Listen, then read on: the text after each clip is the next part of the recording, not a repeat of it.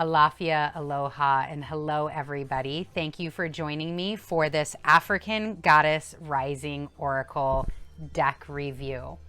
This deck was released on October 5th through Hay House. It is $17.99 only on Amazon. I'll make sure to put the link below so that way you can definitely click there to get it. I just got this deck and I already have used it in a reading. It's so stunningly beautiful. The energy that comes off of this deck is really amazing. So I'm excited to bring this review to you. So just a couple of the key features. Again, it's a brand new release. October 5th, it came out by Hay House. It is by Abiola Abrams and illustrated by Destiny Powell. So a little bit about Abiola.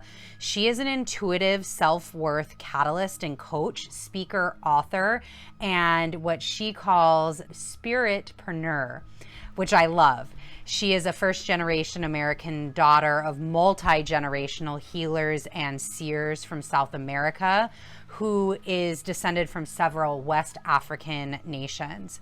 Her work is really based on the power of ritual and meditation, and you can see that come through in this deck. She does meditations, podcast retreats. Again, I'll make sure to put her link to her website in the description box below as well. And then the amazing, stunning artist of this deck, Destiny Powell, who is a full-time artist and small business owner that creates portrait-centered pieces inspired by Black women and heritage within the African diaspora. Stunning, stunning work, Destiny. I will also put her link to her website below and her artwork as well. So let's get into the pros and cons. This deck, I mean, first off, the price, $17.99 on Amazon. What a steal. I have paid much more for a deck of this quality than $17.99, and I think the price point is right there, right where it needs to be. It is so beautiful, and that's great. That is great for us.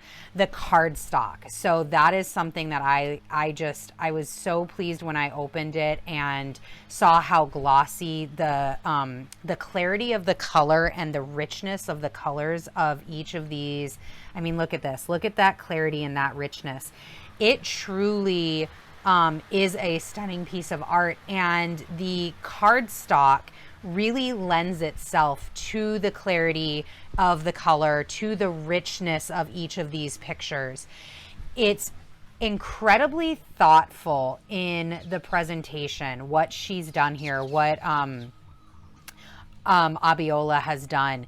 It is just a very thoughtful presentation, and it's really designed to help you awaken your inner goddess. The spread is really, when you look at Abiola's website and all the things that she's about, the spread truly embodies the intent that she had.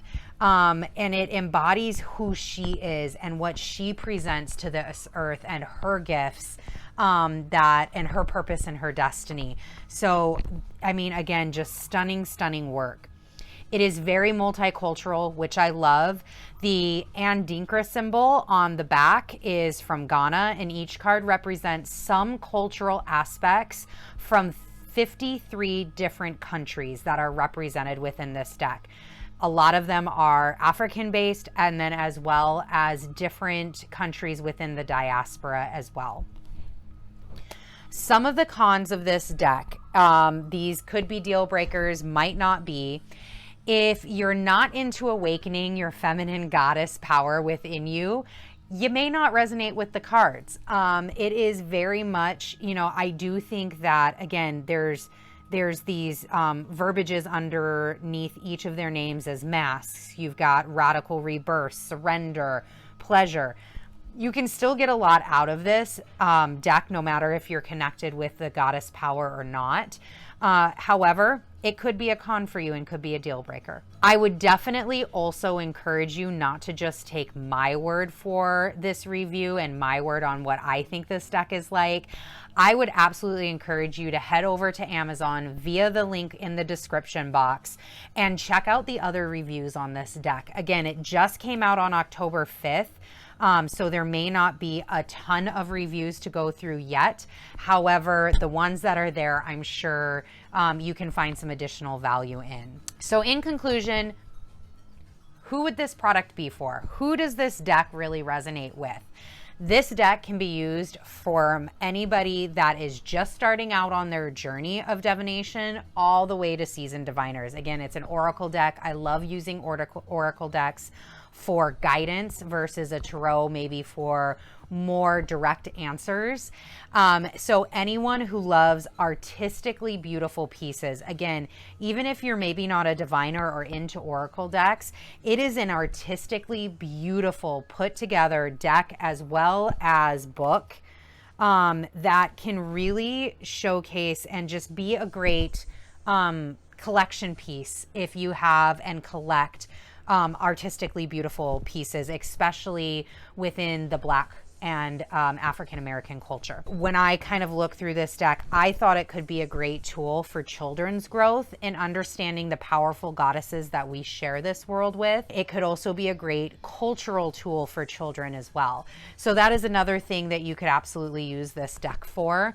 And then anybody that's really culturally curious.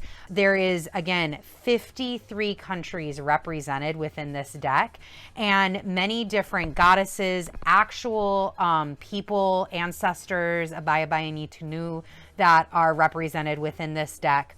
So really the deck can be used for anything from learning more culturally to actually using as a divination tool to just wanting to own a piece of artistically beautiful work. So that has been the review of the African Goddess Rising Oracle. I'd love for you to put in comments if you have this deck, if you've used it, what your thoughts were. Add to that commentary. I would love to see that in there. Make sure you also like, subscribe, and share so that way you can see when other videos are out. Make sure you also go and check out my full moon in Aries reading where I do use this deck as guidance so you can kind of see it in action and being used as part of a spread. Again, I will make sure to put all links below in the description box. Thank you so much for joining me.